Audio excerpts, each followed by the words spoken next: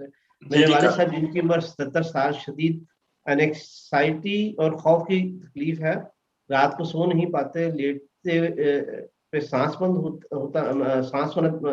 ہونا محسوس ہوتا ہے, ہارٹ بیٹ 47 اور 48 تک لو ہو جاتی ہے, دل میں 2 سٹینڈ ہیں. چند دن پہلے ایلوپیتھ ڈاکٹر نے انیکسائٹی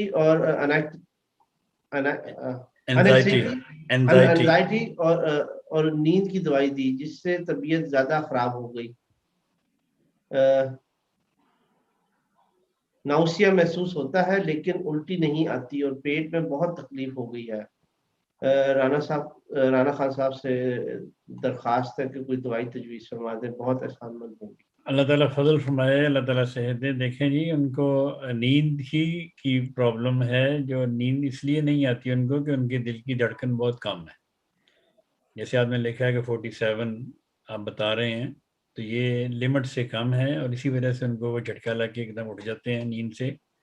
ان کو اگر ایسی سمٹمز کسی میں بھی پائی جائیں, وہ نیند میں جھٹکا لگ کے اٹھے اور ایسے لگے کہ جیسے کہ وہ گر رہا ہے, وہ ڈوب رہا ہے, اور اس کی جو نبض ہے وہ 50 سے نیچے ہو, تو ایسے پیشنٹ کی دوا ہوتی ہے ڈیجیٹیلس.